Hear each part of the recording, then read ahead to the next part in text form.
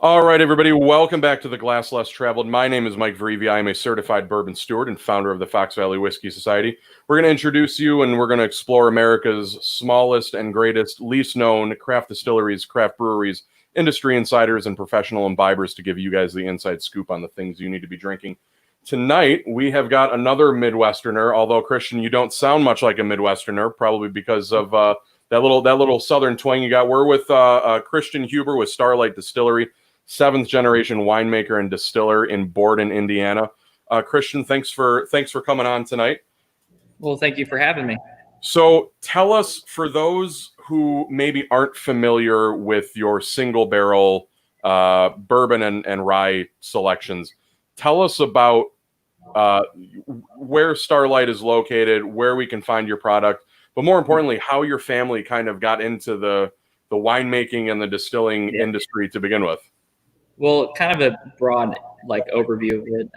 We are 20 minutes from downtown Louisville, Kentucky, on top of the Potomac Escarpment.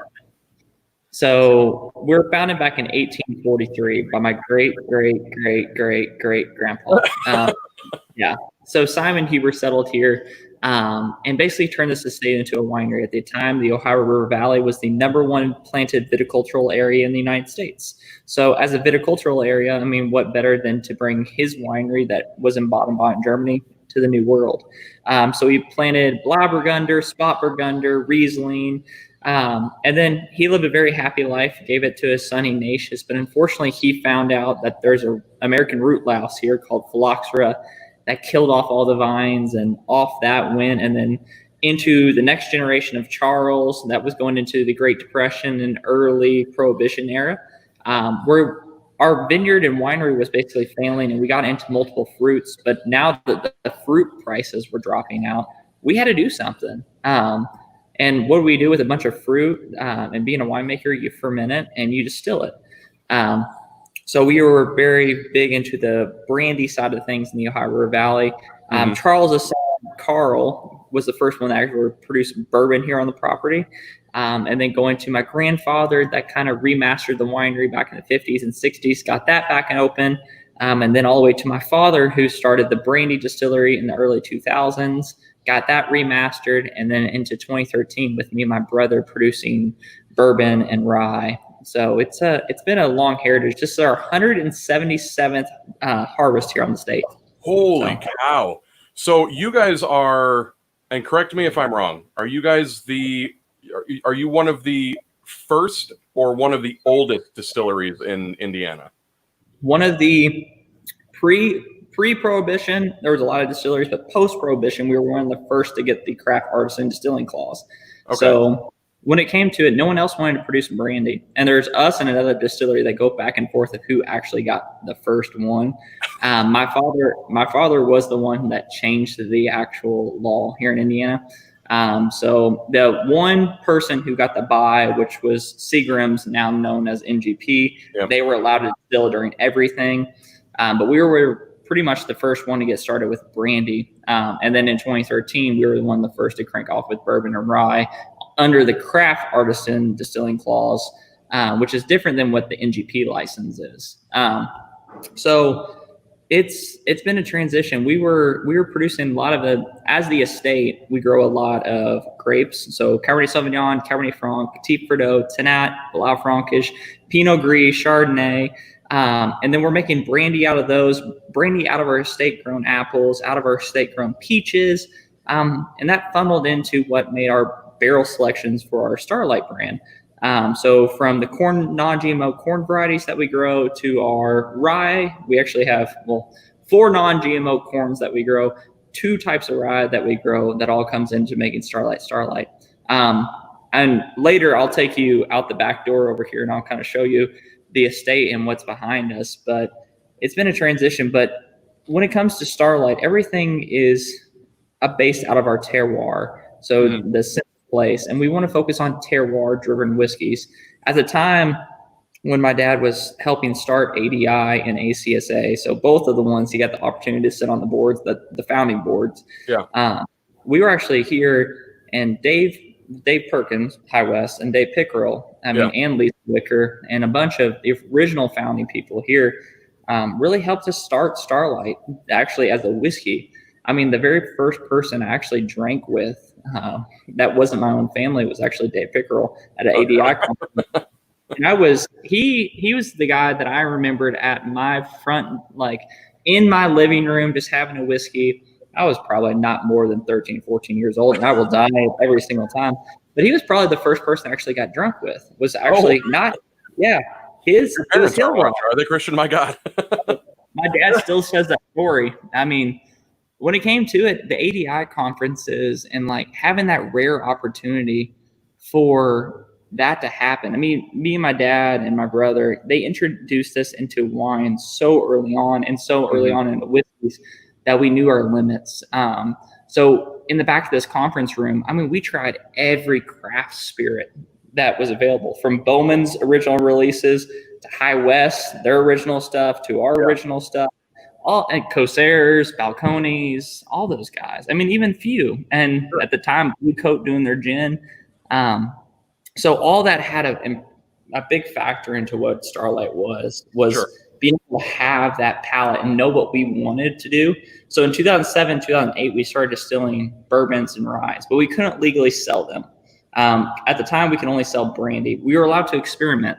But right now, back in Warehouse 1 is where we have the original trials of all of our whiskey. And like I said, those original trial barrels gave us an insight of what our whiskey was going to be like at 4 and 5 and 6 years old. Right. Because originally started out as Starlight, we were never going to be bought whiskey. And that was, we stuck our foot down there and said, we will not be buying Dickel. We won't be buying Buffalo. We won't be buying NGP. But don't get me wrong, NGP rye, amazing. I mean, Buffalo stuff, amazing. It just wasn't what we wanted to do. Actually, what I'm drinking right now. Yeah.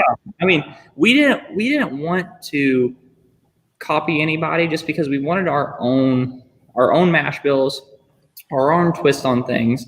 Sure. And we wanted to do the farm to table the right way. Right. We didn't want to be just craft and rebottled. We wanted to be truly that farm to table where people can come here and actually, walk through a cornfield, walk through rye fields, step into the distillery and see the milling process, see the actual mashing process. I mean, it's something that we were very proud of. And I mean, when it came to Starlight being Starlight and the founding of it, I mean, we had great help. I mean, it wasn't just us and our family. I mean, Dave, Lisa Wicker, now Widow Jane. Mm-hmm. Originally, when she became our head distiller, she was actually at Limestone Branch. Me and my brother Blake, I mean, we had 3 totally qualified master distillers that taught us way before we were 21. I mean, we were putting back barrels and listening to these guys talk about the mathematics and the science behind fermentations, the way things bind for them, and they had totally different palates. And that allowed me the first day I actually distilled by myself with no one helping me was the day I turned 13 years old. My dad said, you know what, you're old enough, you know how to run this thing, go run it. And I made a barrel of Applejack. Same thing with my brother. When he turned 13 years old, he said, here you go, here's the keys, go make your run. And that's what we did. And that allowed us very early on to taste, get our flavor profile. And now that I'm 24 years old, I know the people watching, I don't look 24 years old. As a 24-year-old, that allowed me to craft my mash bill. And same with my brother, get his mash bill and get my dad's mash bill right. We have 3 different mash bills for bourbon. My brother has his. Kind of going back to it, he's a very fruit, high rye type of guy. 4 Roses, OBSV, I think it's the code that he kind of really, really loves. But that very fruity, floral with that high rye spice in the back. Yeah. I'm a high rye guy by heart. I run probably the highest rye bourbons here. My dad runs the highest corn, that traditional Kentucky style, that bigger, bolder flavor. So when we cook here, we have, like I said, 3 different mash bills. And the week that I choose to run, and my brothers and my dads, we all cook very differently. The actual heating it up, how we kind of draw those cooking temperatures out, the stoppage period, all that's different. And I use my own yeast. My dad uses his. My brother uses his. And the way we ferment, it's not open top fermenters. We're closed top. So I use my yeast at a cooler temperature. My brother has his at a higher temperature, and then putting it into the still. I mean, I distill very different. We're 100% double pot distilled. We have a Vindom, brass, and copper in the whiskey side of things, and an 80-gallon pot, Carl on the other. But the way we bring those congeners, those heavy oils across, I don't like bringing too much of that. To me, with a high bourbon mash, I want to get the citrus. I want to get the baking spices. I want to tone down that corn, but taking light congeners across the still, cleaning it up on the stripping cut and on the finishing, cutting high. I mean, I seriously cut 125 to 130 some days, really, really high to tails. So making a short head cut, a pretty high head or heart cut, and then right to tails. And I'll take everything else in the back and redistill it into triple distill, which can go into our blackberry whiskey. But I'm only looking for the heart of the heart. And my brother, same way, he cuts higher than me. My dad goes a little bit more with those oils, that traditional style. Yeah. So when we bring that oils and everything across the still, and we get the heart cut, we put that into a big tank, and then I slowly dilute it down. And here's where it gets interesting, because we have 3 different entry proofs. I mean, my entry proof is about 111 to 118. My brother's 108 to about 112. My dad's 114 to 125. And I do it based on the taste of the distillate that day, not based off any. I mean, I have proofs out there that says 114.6, or I might have 115.3, or I might have, you know what I mean? And then we have 6 different cooperages behind me, as you guys can tell, whole mess of things. So 6 different cooperages that have everything from 12-month air dried up to 36, even 4-year air dried wood, toasted heads, char number 1 through char number 4. Cooper's Reserve, Cooper Select. We have French cooperages in American oak. We have the traditional like Kelvin, Zach, ISC, but Canton, Sagu Monroe, Speyside. And that's not even getting into our French oak that we use for the cask finishes within the wine. Everything here is, we don't have a single mash bill, and we don't have a single, we don't crank on every day making the same thing. It's every day there's a new cut, and we want the family to do it. Like I said, while we're not big, we don't want to market that well because we don't have that many barrels to give out. But we're really, really geeky whiskey, and we want to do it the right way. And we want to show that style of basically whiskey making. More of that like blending, that Scottish style to make our Carl T. And for the single barrels, if you come here for a selection, everything is unique. From Prov, he just bought 2 barrels. He's out of Washington, D.C., as I think you know, Prov. From Elite Barrel Pickers, Ryan from LFG. We have Benny's barrels. They just got their sample, so I'm excited to see what Benny's picks again. Yeah. But we're very allocated on our barrel picks. We can pick and choose who we sell to. We sell barrels everywhere, like I said, from California to New York to DC. One's going down to Florida. But we don't have that much distribution just because we don't want to be bought whiskey. Right. And we don't also want to get so big that the family doesn't do the cuts. I always want to be there. I mean, the last day I took off was New Year's Day. So it's and the day before that was Christmas Day. And the day before that was my birthday, November 19th. And the day before that was July the 18th. I can literally, yeah. So it sounds like, between all the mash bills and the barrels, I mean, there's obviously, there's tons of variables and variations that you could release, but I want to talk about one in particular. So Starlight is located on a vineyard whose grapes have produced wines with over 900 gold, silver, and bronze medals in competitions all across the United States, which is very impressive. Brandy is an obvious next step for a family business who makes wine. Bottled and Bond is an interesting product to have in your portfolio, your very vast portfolio. And Bottled and Bond is obviously not only designated for whiskey, but that's primarily where we see it in the spirits world. Tell us about the idea of releasing a Bottled and Bond brandy, and what goes into not only that product, but all of the brandies that you guys produce. So American brandy isn't a well-known category at all.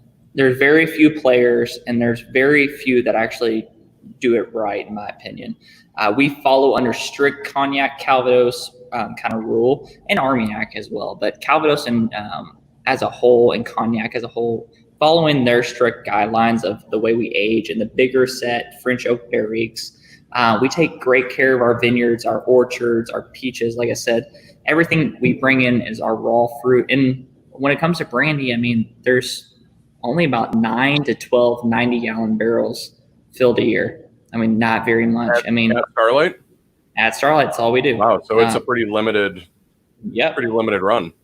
Now, that's the bigger set barriques. Now, we do our apple brandy, the bottle and bond one you're talking about. We do about anywhere between 10 and 16 new charred American oak brandy barrels for the Applejack, which is this label right here, Applejack. And I actually have the bottle and bond behind the bar. I'm just trying to reach over to it. But the Applejack itself, the reason why we do bottle and bond, it was because this product was done in a new American oak barrel, and it has that familiarity of what you get off those whiskey lactones off the barrel. So you get that vanilla coffee in a brandy sense that was pretty sweet. And so we chose to do it at bottle and bond, A, because it was unique, but 2, it would catch the eye of the whiskey enthusiast and kind of say, okay, I haven't given brandy a try yet. And it was a good middle ground. And you'd be amazed on how many people here like truly, oh, I don't care for brandy, and then try something and they're like, oh, wow. I mean, the sweetness, the complexity, the palate, how heavy it is, and they kind of drift over. Don't get me wrong, like you still have the true bourbon fan that drinks bourbon, but brandy was something that was sweet, something after dinner as an aperitif that was subtle, complex, but it also wasn't something that you had to like, wasn't big embodied in tannin, but it was that very soft and elegance that people aren't used to. I think the bottle and bond really shocked people. Anything in this warehouse behind me is we do bottle and bond is what we do. Like I said, everything's made here, aged here. So we do a lot of vintaged products that will be rolling out. We didn't want to release any vintages until it was about 7 years old. Sure.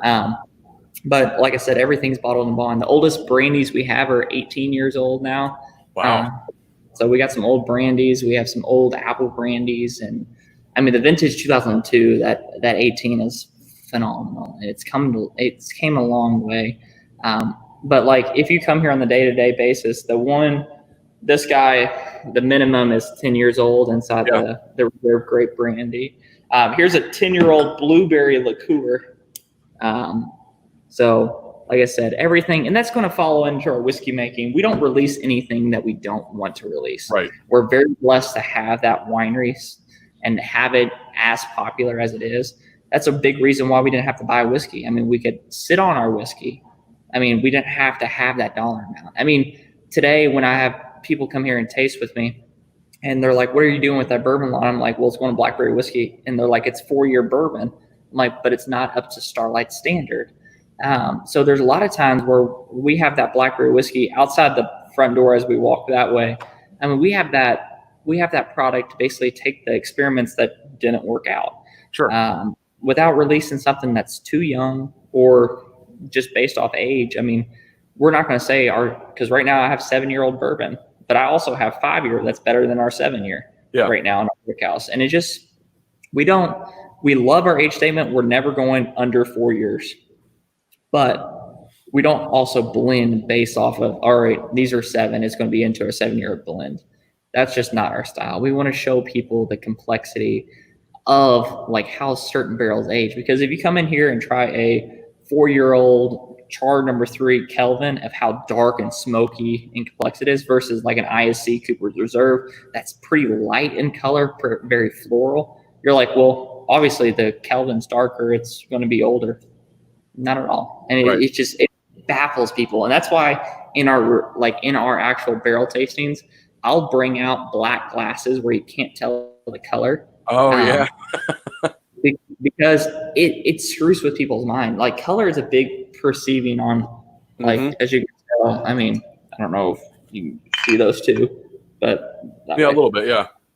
But like those two, it's just everything we have is something unique and different, and we want to be able to promote that with giving the sensory analysis of it, keeping it true and upfront. Like I said, I'm a geek about this stuff. I can go over sensory analysis, and I did my senior thesis in literally oak and extraction of barrels. So it's like, that's my background. So I want to talk about, so we'll get back to, you have Starlight has a very vast portfolio. We talked with Bill Wexler at Journeymen up there in Michigan a few weeks back, and I said, Bill, you have 24 selections in your portfolio, from rum to vodka to liqueur, this, that. You guys have a pretty vast portfolio from brandy and rum and vodka and gin, Grappa, which I want to talk about. But I want to talk about your single barrel, the single barrel bourbon and the single barrel rye that Starlight has. So the retail on these, and this is, I think, what may shock and confuse a lot of people. Retail on both of these bottles is approximately $100. Many people can't justify or don't understand why a bottle of whiskey would cost so much. Talk to us about your small batch, the bourbon and the rye.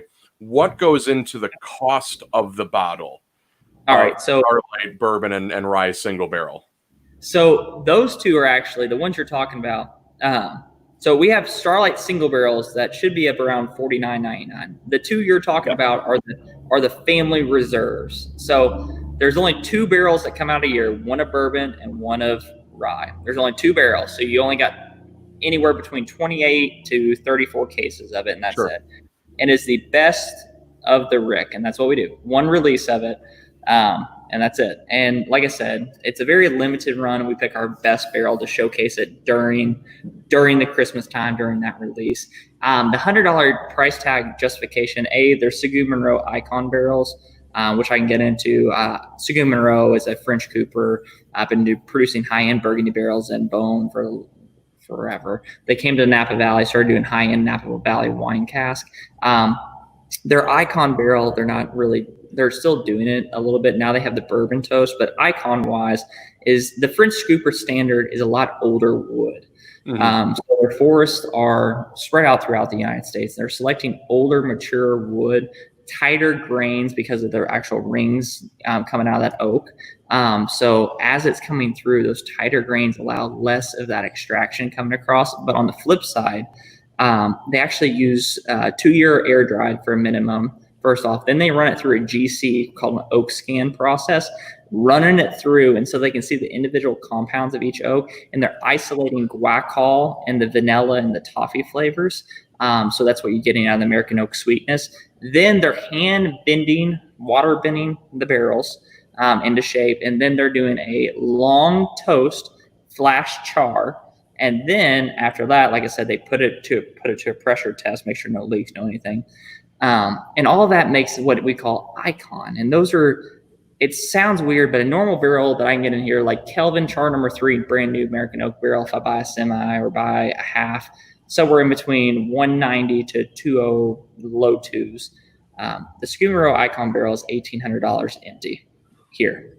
So that right there. So a barrel cost, right? It's cost significantly more, to get, depending on how long it's aged, you might get between 150 bottles out of a 53 gallon, so how much? $1,900 a barrel? 1,800. So 1,800 divided by your, a barrel empty. So what you want to look at though, it's not, we don't do that because this is what I about said, because I always tell that story and you're like, oh, that's why it's $100, but it's not because of that. Well, the $100 the $100 price tag isn't for us. It comes down to the fact of, because sometimes the icons aren't our $100. It's honestly, it's myself, my dad, and my brother blind tasting these whiskeys and understanding this is the best barrel, and we have to unanimously pick it. So it's all for that. And like I said, it's our Christmas release, and it's only about 150 to 200 bottles, and that's it both. But they're extremely complex. Lucky enough, on the East Coast, Prof, he has 2 of the Icon Ryes coming to him as a single row pick. He's doing Char 2 and Char 3. It's going to be a fun release. But like I said, they're not $100 level. You know what I mean? They weren't quite there. Now they're there. Sure. They're beautiful, but we were looking between the char 1, char 2, char 3, char 4, and last year they weren't there. They were too hot coming out of the summer. This cool season helped them a lot, and they are some of the most interesting, the most complex ryes that we have in our rick house. They will clearly be our $100 right now. Yeah. But last year they just weren't quite there yet. They need a little bit more time because of the toasted heads coming out of the summer. They're so hot that they're like a little bit unbalanced. But after this winter season, I mean, if you can find the Icon Ryes or the Icon Bourbons, those are something that are totally unique, totally something that as a flavor profile, when I say complexity in whiskey, this is dense, and it's like it evolves with oxygen as well. When you have them in your glass, sit them there, open the bottle up, they're going to change. They're going to adapt. They're something like when people try them, their eyes light up because it's like you have tannin, you have body, you have this sensory analysis for the ryes. It's like burnt orange peel, like burnt sugar, like off a away coming back through. Then you have this tannin like denseness that comes like off that sweetness, and it's a totally unique profile. They're all sold now, so they're not left. There's none left. Prov got them all, so they're heading up there, and they're going to be distributed throughout the United States through him. So that's your only way into it. But man, it's just I love those barrels because they're just really geeky out there. They're just really expensive for a distillery to keep. But we have American malt whiskey. We dump those and we fill them back up with malt whiskey, and off we go. Yeah. So I want to talk about so that a lot of people can't justify or have a hard time justifying it. I, on the other hand, folks who are a little bit more educated on on the what goes into it, the barrel cost and the evaporation and just the overhead and the manpower that goes into it. It's and because it's only released once a year and you're only going to get 150 bottles a barrel, it makes it worth it. It makes it that special buy. Our good friend Garrett Turnquist over at the Sipping Social podcast, who's the GM over at Mason Mash here in Glen Ellen. Our viewers out there probably know Garrett and have been to Mason Mash. He's spoken to Starlight before, and we've talked. Him and I have texted back and forth about it, and he's like, dude, if you find it, buy it because it's really good. But I want to talk about we had a comment. So it pops up. It pops up Facebook user if you don't allow StreamYard, which is our streaming service, to use your name. This is our my good friend Maggie Orlando. We did a bourbon share with them this weekend, and I actually got to try Grappa for the first time. I never had it before. I'll be honest with you, didn't even have any idea what it was. Didn't know how it was made. I've heard of it, but I didn't know how it was made. So I learned a little bit how it was made. It makes sense that a vineyard, a winery, makes Grappa. What I got out of the one that we tried, Maggie, I know I'm pretty sure you're still watching. It reminded me, and it must have been Concord grapes because it reminded me of Welch's grape juice. Was what it reminded me of. Like eating the peel off of like a Concord grape is exactly what it reminded me of, and it was fantastic. Grappa it's an interesting choice, but one that obviously makes sense for a winery. For those who might not know what Grappa is, tell us what it is and what the process is like to make it. All right. So like I said, we're Indiana's largest estate grown vineyard, and we're one of the Midwestern's largest estate grown vineyards. So we're processing a lot of grapes during harvest. So what happens is during August, September, October, November, and even into December when we're harvesting our grapes, we're bringing those grapes in, hand sorting them. So throwing away bad bunches, underripe bunches, whatever it could be. Those are going into the fermenters or into the press. And we're basically pressing them off the skins. A red wine, of course, has to sit on the skins during fermentation. That's how you get your color. And then you press them off afterwards. We collect those skins. And then those skins on the very aromatic white varieties, we keep. And there's a little bit of liquid inside of there that's still fermenting. We take those skins and we put them in micro bins. And So they sit there, and then we pass through another layer of juice to try to get them wet and fill that juice back in. And then we actually take our hands and do hand punch downs into them and drawing those. So inside those skins, you have phenolics and phenols and different compounds that are very aromatic. Like I said, everything we do here, we do very classically. So like the brandy fall in French protocol. The grappa actually goes under Italian grappa.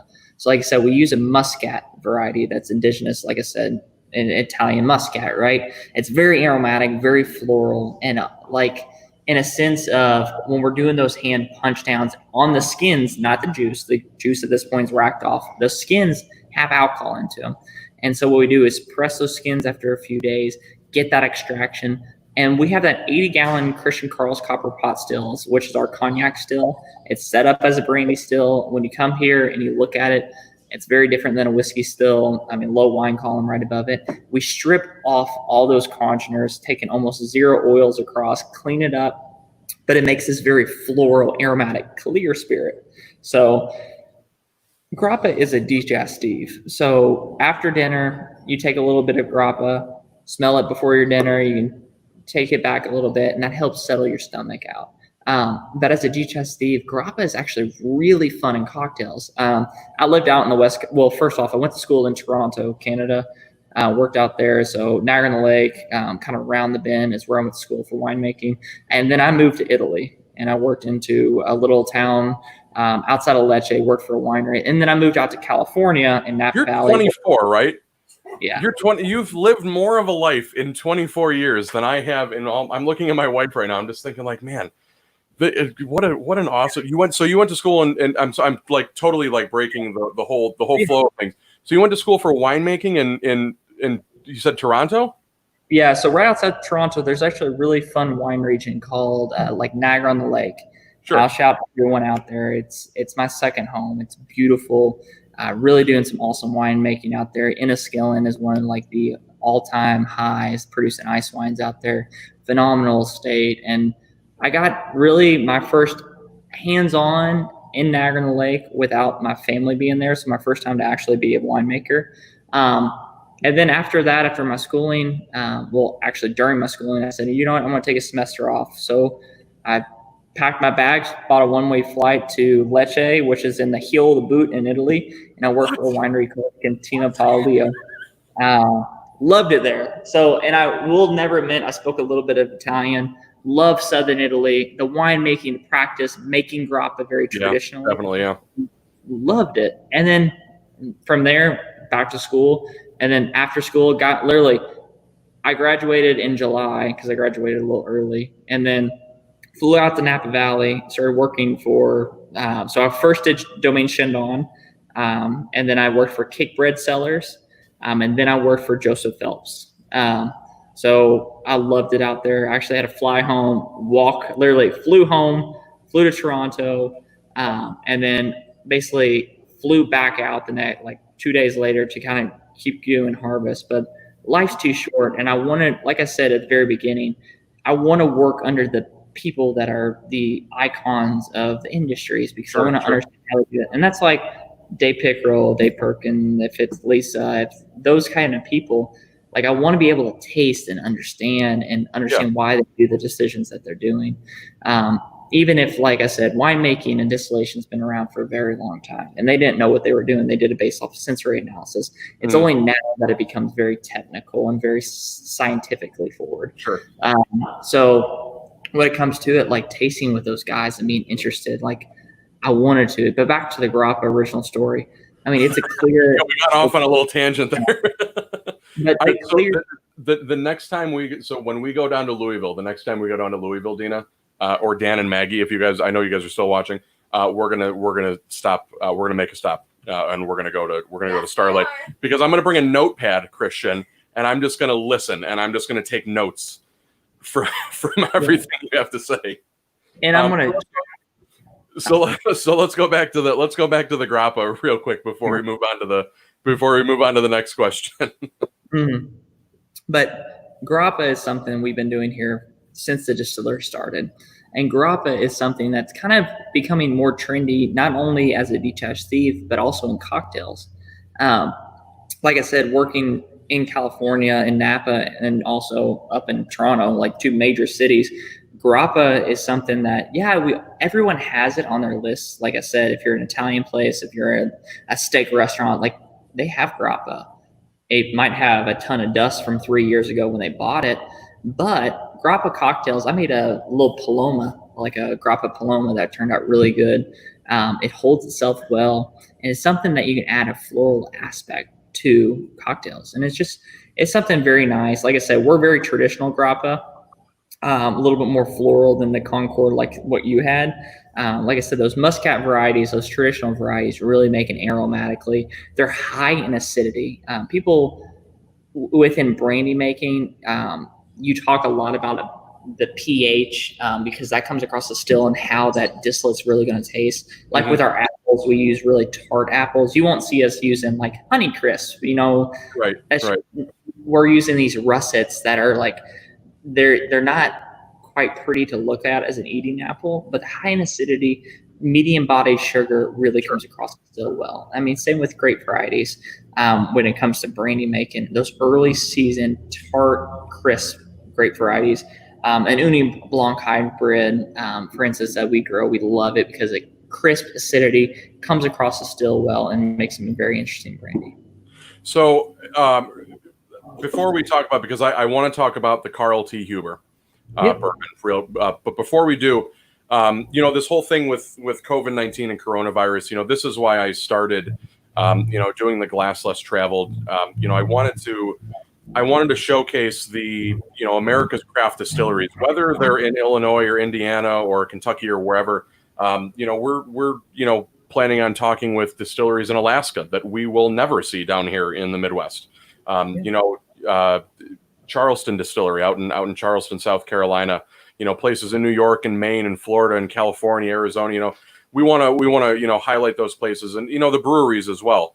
But this whole coronavirus thing and COVID-19, pandemic that we're under has kind of shuttered a lot of the craft industry. You guys, there at the vineyard and at the distillery, you guys have a tasting bar, I assume, where you can go and sample this stuff. Do you make any cocktails with the Grappa? Because I just had it for the first time Saturday, and when you said you make a cocktail with it, I thought, I could see that. What do we expect if we go down? For us here in the Fox Valley area, we're about an hour due west of Chicago. It takes us a little over 5 hours to get down to where you're at. So it's a perfect stop for those listening. Again, for those listening, please ask questions if you have questions for Christian, whether it's on YouTube or Facebook. But it's only about 5 hours. It's a great, place to stop for a few hours on your way down to the Bourbon Trail. Tell us about what you guys have down there as far as like a guest experience.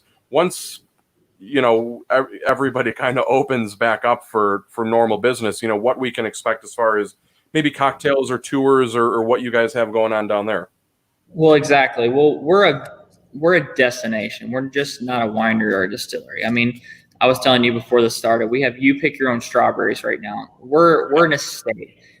So when you come here, you'll see a farmer's market of all our fresh produce that we grow throughout the year. It's depending on what time you visit. Like I said, right now, strawberries. Coming up here in the mid-June, late June, early July, peaches, black raspberries, blueberries. You'll have cantaloupe, you'll have watermelon, you'll have all of our bakery. So we have a bakery on site that does all our fresh breads. We also have a creamery, so we have an ice cream shop, cheese shop that we can do your own charcuterie with. We have a cafe, tasting bars for both the spirits and the wine.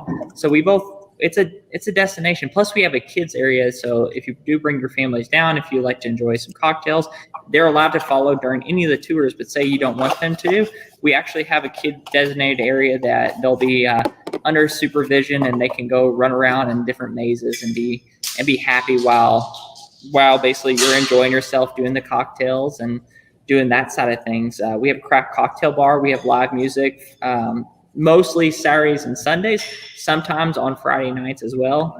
Check the calendar. But when it comes to it, I mean, we see over 700,000 people here a year. We're actually back in 2018, we were the most visited distillery on the like on the trail when it came to, it was us and then Buffalo Trace, if that tells you anything.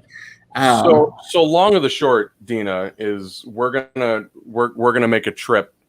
Hold on, come over. We're gonna make a trip. Yeah, You're gonna be our personal tour guide. We're gonna make a weekend out of it. We'll pick strawberries and peaches, and we'll visit the distillery. But this I didn't. It's with a lot of these distilleries, it's very much just like a very kind of like, it's one guest experience. You go on a tour and you do this thing. This is how it's made. This is where it comes from. Let's taste it, and then you can go home. You guys are kind of much, much, much more than that, in the sense that, are there any like, I don't know, like bed and breakfast or anything, or like, like hotels or anything that you can maybe like, once this whole thing is over here, when we're up on our hour, we'll just kind of be like, oh, hey, check this place out. Well, we have, like I said, we have everything when it comes to like having you up here as an experience. So when you're here, like I said, you're 20 minutes from downtown Louisville, Kentucky. So being down, like I said, 20 minutes from Louisville, Kentucky, you can stay in Louisville. We actually do have some hotels closer to us. So if you would like to stay like closer to the property, the closest one we have to us is about 10 minutes away from the estate. On the flip side, though, I mean, we're a day destination. I mean, you can show up here at 11, pick your fruit, eat lunch, take a tour, do your tasting, enjoy some cocktails, listen to music. You're here, like I said, and we're happy for you guys to enjoy, to relax, and remain relaxed, because that's kind of what we love to do. But like outside this rick house too, you're allowed to wander the grounds. I mean, the grounds are something that is, I mean, they're beautiful. There's places that we can kind of guide you through, so you can go through the vineyards and you can see the lakes. We have 2 massive lakes here on property, and you can choose where you want to eat. If you want to eat towards the lakes, or if you want to eat towards wherever it might be. I mean, it's a fun destination that you can really truly have. We're going. Dina, we're going to go. Maggie, Dan, I know you guys are watching. We'll schedule something for this year. That was Maggie. That was Maggie. Okay. Carl T. Huber.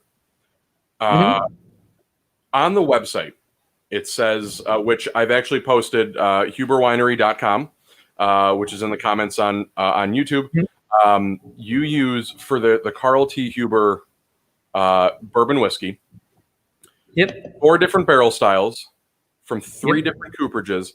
Tell us about the process for me, because this is, you've gone into kind of, all the various methods that, the mash bills and then there it is. There's the Carl T. Huber, the mash bills, the cooperages that use the barrels.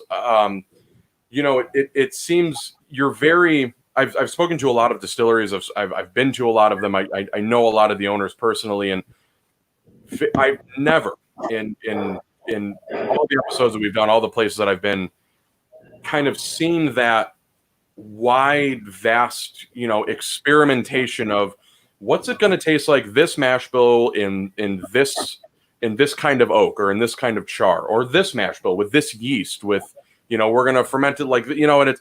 So I'm interested to hear about the Carl T. Huber because it's unique in the sense that it uses 3 different cooperages companies and 4 different barrel styles. Tell us about A, who is Carl, and B, what's his bourbon like?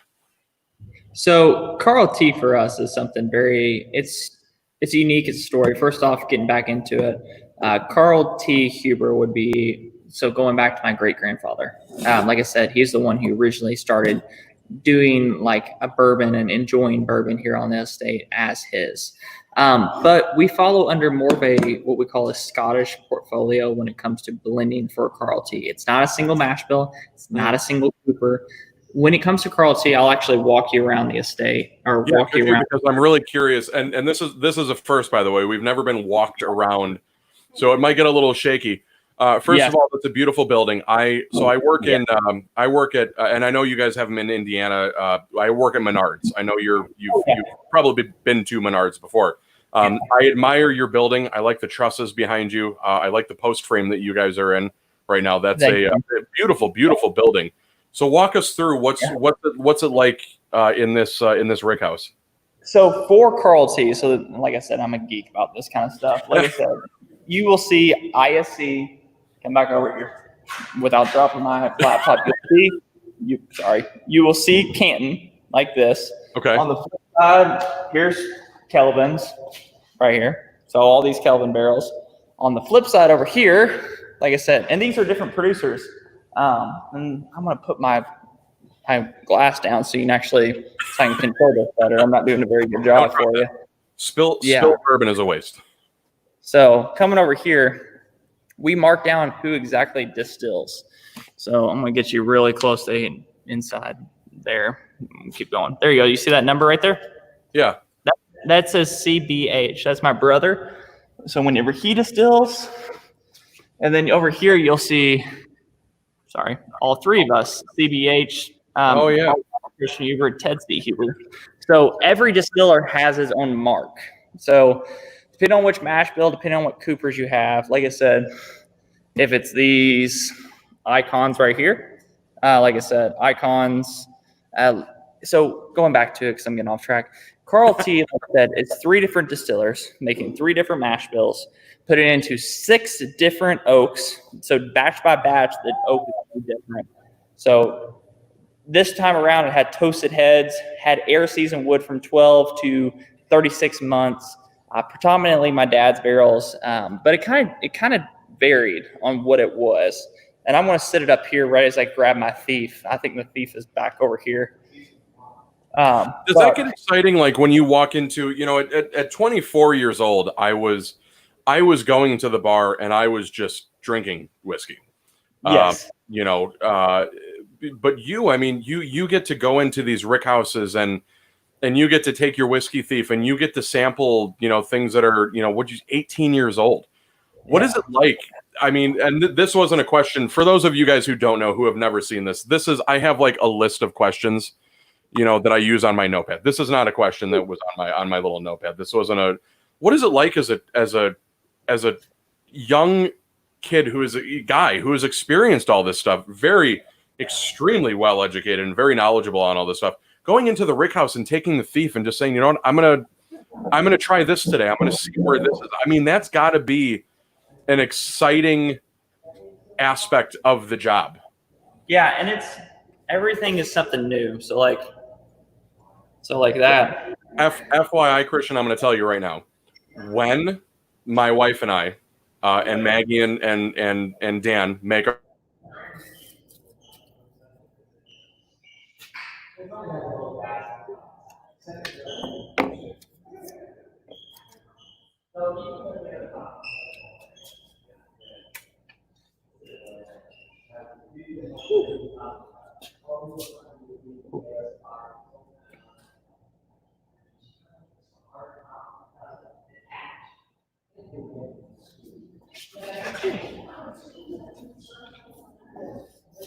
Did we lose him? Maybe.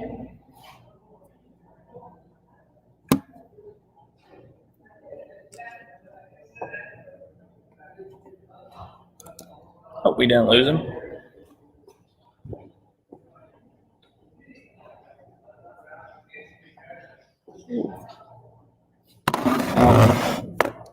Might has lost him for a second. Hopefully he'll be right back.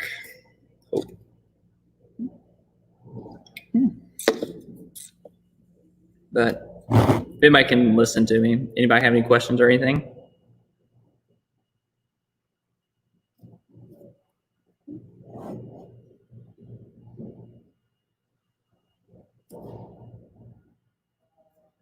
No.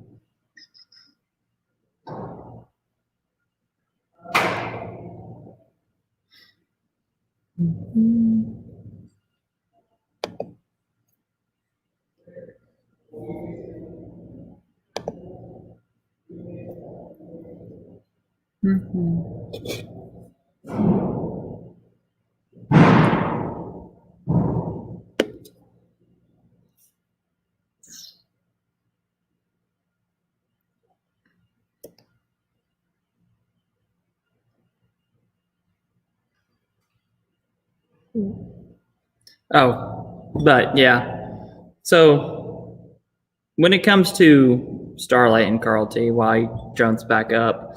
The Carl T itself is something that has been in my family for a while, as the idea of blending different subsets of bourbon. Like I said, we're winemakers at heart. So Carl T as a whole it's not that traditional philosophy of bourbon production.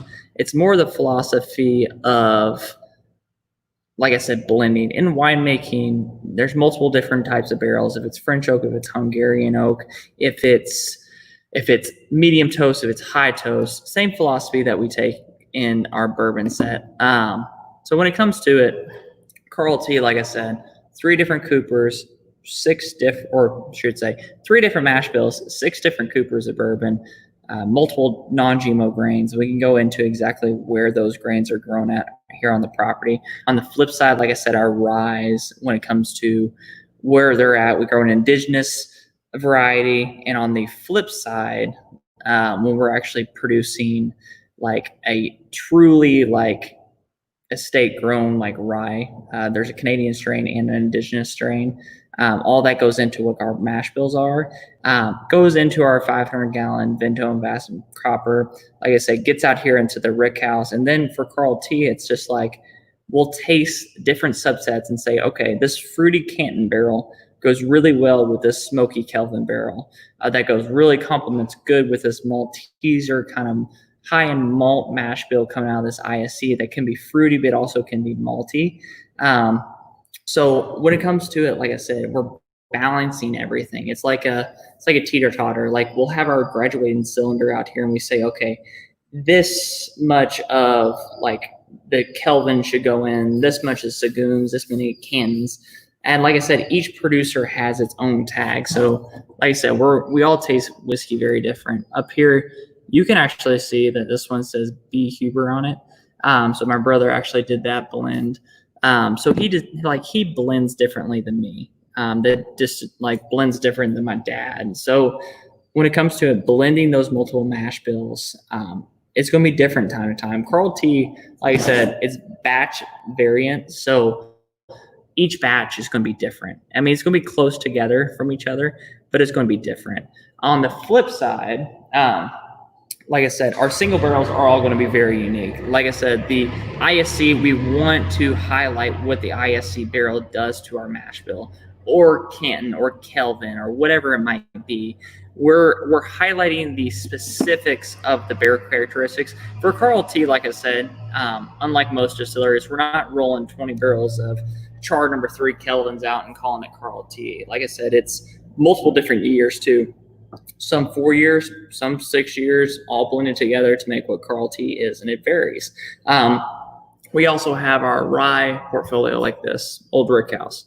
The rye is a lot of people, I mean, rye doesn't get too much love still, and it's one of these underrated categories. Our rye, like I said, we still use the 6 coopers. We still have different entry proofs, and we want to highlight the same thing with Old Brick House.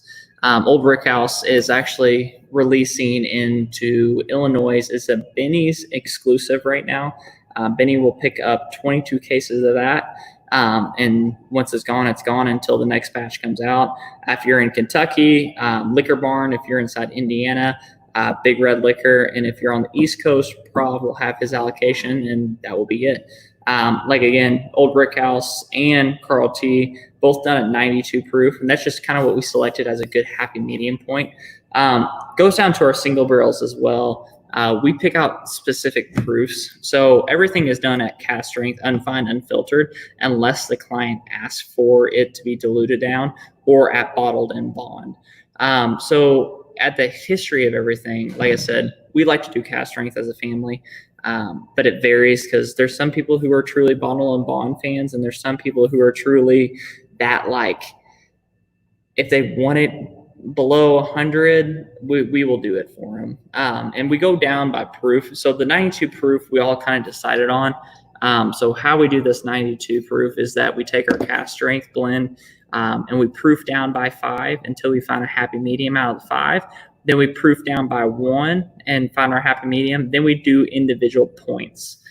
So then we find out where our happiest basically where our best proof is for the whiskey. And we judge that based off what's best for the fruit, for the palate. Like I said, it's all blind tasting. So I like more or less going after the aromas in the body, making sure they're in balance, making sure they're not just linear, but they're viscous, they're broad in the palate, and all that. Like I said, it's something that comes, I'm very young, so I'm adapting my palate. So the early C. Hubers that you saw out there versus today has always changed. Back then, I liked a little bit more husk, and now I'm going a little bit more of the rye fan. So like I said, the citrus, when it comes to like that baking spice and that kind of thing, that's kind of where I fall. There you go. Sorry, everybody. I want to pause real quick. We're in the midst of installing a pool in our backyard. And part of installing that pool means you have to have a filter hooked up to the goddamn electric system, which controls the Wi-Fi. So I apologize, everybody. Christian, thank you so much for continuing. Thank you, everybody, for your questions. But keep going, because I was actually listening to you on Dina's phone. Keep going. You're good. I'm just making sure that you were up. I didn't know if I was still live, if you went down or not. I was kind of. Yeah, no, it was me. They're hooking up and by the way, I cannot wait to get in my pool. It has been super, super hot here, and I can't wait to get in the pool. But it just, I guess, causes some technical difficulties. So thank you to Dan and Dina for going and keeping this whole thing running. So please continue. I was listening. Dina had her phone going, so keep going. No, you're good. Yeah, when it comes to it, like back to Carl T, it's like I said, it's that Scottish style, different ages, different coopers, different proofs, blended by an individual. And like I said, that is why we put our names on the bottles, because if you pull up my bottle versus Blake bottle versus Dad's Carl T, it's very different. And those subtle nuances, when you're coming here for a single barrel selection and you try mine or you try Blake's or you try my dad's, they're vastly different. And that's kind of what we're highlighting with Carl, or with like Starlight in general. It's like, it's unique, it is different, it is something that we're proud of. And I know as the sun's kind of setting out here in the back, I did want to walk you out to like the vineyards, because it's something that we've been more proud of than anything. And I know you want to highlight the estate. Yeah, I want to see it. I want to see it for sure. And I know Dina wants to see it. I know Dan and Maggie, they want to see it. Yeah, I'm curious to see what the property looks like, because it sounds beautiful out there. Well, yeah, and it's something like, well, you can see my car as well out here. But when it comes to it, so you can see some of the vineyards and different things when it comes to around the actual distilleries behind me, and the glass, the original winery, the red brick houses. Like I said, each of them have their own. So we have 3 of them here on the property, and then coming back over here, the actual individual show vineyards. So you can see this is actually a hybrid of what Chardonnay is. This is my grandpa's originally printed what is called Chardonnay. Like I said, nowadays we grow Chardonnay. Chardonnay is a good blender for us. It lacks acid and body. We do make a little brandy out of it, not too much, but it's something that's a good medium body blending. And then also we have our orchards. So these are actual orchards that go into our actual brandy making as well. So everything, like I said, is a sense of place. It isn't just here we go, let's buy in these apples and call it ours. Everything, like I said, is a sense of place. I don't know if you can see, which way am I going? That little birdhouse. There we go. Yeah, that little birdhouse. We have over 200 and some odd bird boxes. That is our so it's our natural insecticide. Those birds hit anything that's flying in the vineyards and the orchards, so we don't have to spray for insecticides. On the flip side, all of the rows are all spaced out appropriately, so that I don't know if you can see the flag. You can probably see it in my hair better than that. But the flag up there, it's constantly moving. So up here in Starlight, we constantly get wind movement, so we don't have to spray for fungicides. Everything we have here is sustainable farm. Now, we're not organic by any means, and I'll be the first one to say it, that we're not organic, but we're sustainable. I mean, we've been here for 177 years. And we've been doing the same thing for 177 years. Sure. And we want to keep the soil, the integrity, the product, and our terroir into what it is. So if it's a soft, smooth brandy, if it's something that's a little bit more of that sweet caramel, toffee bomb in the bourbon, everything we want to show Starlight is Starlight, and not just something that, like I said, we brought in, and then bottled for you guys. So that's kind of a little sneak peek of the grounds. Now, when you're here, there's over 100 or 750 acres that are within our that's just our show property. Yeah. And we farm over 1,000 that make, and that's just what we have. To make Starlight though, we have 4 different families farming for us. So all around, from the Books, Kirchkastners that grow different vegetables for us. On the flip side, growing corn for bourbon. Even our our spent grain coming off the still, we collect that in a tank. We actually give it to a local farmer that feeds us cows. Yeah, that feeds cows with it. So everything here at Starlight is reused. And that's originally why we got into brandy. And that's why we got into Grappa especially, was reusing this grape skins that we were just going to throw down away that we could ferment and turn into Grappa. Sure. And same thing with why we're in this business the first place was because of that, like I said, the lull when it came to the Great Depression and when it came to Prohibition with those grains and fruit prices dropping. We just had to do something to it. And when it came to it, distillation was that easy way for us to basically make those products and have those products. Sure. And we can't be more happy than to be producing Carl T. We want to be fair. We're farmers at heart. So when it comes to it, like I said, other than $100, our 2 barrels that we do that a year, Carl T should be around $32.99. And our single barrels should be around $49.99. And it is all looking at your website it is all actually very, from the rum to the gin to the vodka, your liqueurs and everything. It is really all very affordable. Aside from that $100 selection, which is, again, it's a once a year thing. It's a very, very limited release, using some really stellar, outstanding, aging products and barrels. We're coming up. We're up on the hour. I want to ask you. I asked this to most everybody in the craft industry.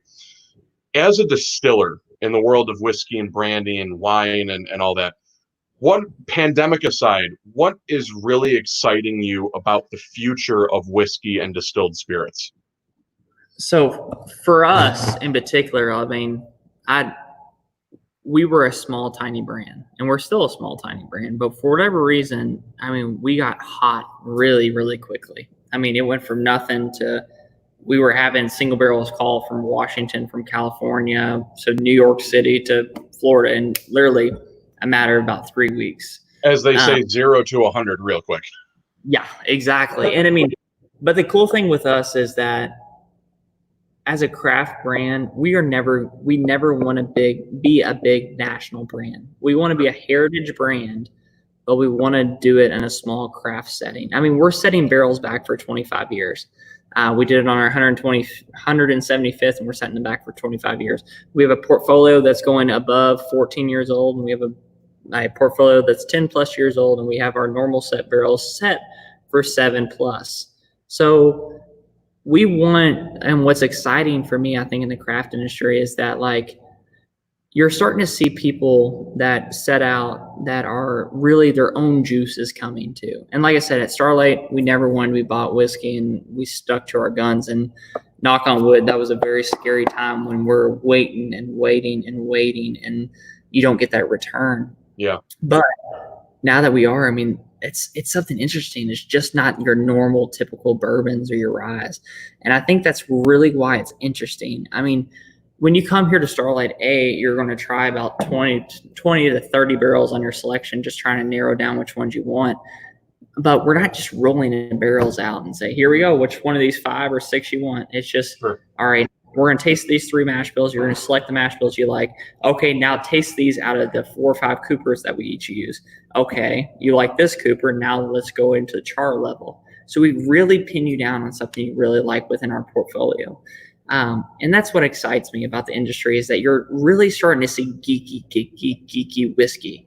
And also cask finishes that are starting to come out rolling. And you're starting to see how that is another way to, I mean, don't get me wrong, as a heritage brand, like 53 gallon Chardonnay American Oak Barrel bourbon is bourbon. But you're starting to see some extra complexity coming from cask finishes and those spinning things. Even if you're a purist, I mean, those cask finishes are something that excites different nuances within the original set of bourbon that I really enjoy. If it's Midwinter's Night Dram from High West, flipping onto it, I mean, like, that was one of the original ones that I tried. I'm like, that is why I bought Portwood, was to try to do that. And that's why I bought Oloroso Sherry, and that's why I bought these different cask finishes, just for that reason. But yeah, as a craft fan and as a craft advocate, I'm excited to see where this, not trend, but this basically young industry, and see how it's developing. And when I say young, there's been producers doing it, but as a whole, I mean, we're going to be around for a very long time, and we want to show where we're going to be at, because when you maybe here in 10, 15 years, when we look back and we're like, I can't believe we were talking about 4 to 6 year whiskey when we're having 7 to 10, but it's something that I'm excited to see where we're going at. And like I said, I have the blessing, and I know a lot of like people, like, hopefully in this way, we get to pick and choose who we sell our barrels to right now. And we get to have that ultimate power. And that's what's so fun, because like, I find people who are excited about our brand and bring them out and do those selections. And I get to see, look, like, I have barrels, like I said, New York. I mean, I get to go up there and see how that next level, if it's a bourbon group or if it's an on-premise account who's really passionate about whiskey, I get to see how that develops. And I get to see how our art turns into another art from someone else. So, and we still have, So, I mean, it's exciting, obviously, for you being a younger guy, and, in the distilling industry, kind of really, like you said, I mean, the craft industry was not born yesterday. It's really kind of, it's been around forever. Maker's Mark, like 1953, they coined themselves as the first craft distillery, and now they're huge. But, guys like, Starlight or Wilderness Trail, who's even becoming big, or Few, Whiskey Acres up by us, Blum Brothers, Charleston Distilling, all these real small, what I like to call like the ma and pa distillers. It's nice, and I'm not that much older than you. I'm 32. I'll be 33 soon. It's nice to kind of be at the very, almost the cusp of this whole thing, and to see where it's where it's going. And you guys over there at Starlight, doing more than just distilling, but winemaking, and and doing all this really, really awesome stuff. And it's great to see you, Christian, with such a passion for not only the wine side of things, but the distilling side of things is really, really awesome to see. I expect we'll see you when you're in your 40s, or in your 50s, and you've got this barrel of 17, 18, 20-year-old product that you've been sitting on forever, waiting to open. So I hope we're there for that day. We are up on our hour. We're at an hour 8. I could go on. You could go on. We lost a little bit because of our pool getting installed. Christian, I want to thank you for coming on. I 100% will be down there. Hopefully, speaking of, when are you guys open for? Have you opened at some sort of like limited capacity? Have you opened at all? What can we go down there? Yes. This upcoming weekend. Yes, we're very limited capacity. We only open at 20%. The guidelines for us are at 50, but we chose to do 20, just to social distance people. We are lucky enough to have the grounds that we can put people at for outdoor music and the whole 9 yards. So people are free to roam the grounds. We are open tasting tours when it comes to food. On the 20th, we have our live music returning. So we are open. We are excited about that. So yeah, feel free to come down. one thing I always say is, like, if you do see Starlight out there in the marketplace, it is something very unique, and you won't see much of it. Like, not our competition, but who we say, like, to taste us with. Taste us next to your Peerless, your New Rift, your Wilderness Trail. Sure. Try us against your Rabbit Hole, if it's whatever it might be. Like I say, we're a small distillery, but we want to be able to play with the big boys in our own right. And like I said, we want to do whiskey right. We want to be competitive. When we do our Carl T blends and our old brick houses and our single barrels, those are the type of products that we try against us. And really make us stand up, even though we're doing it with younger whiskey. Sometimes, like I said, with Bardstown's, I mean, we're trying their cask finishes that sometimes are 13 years old, but we want to compete at that level.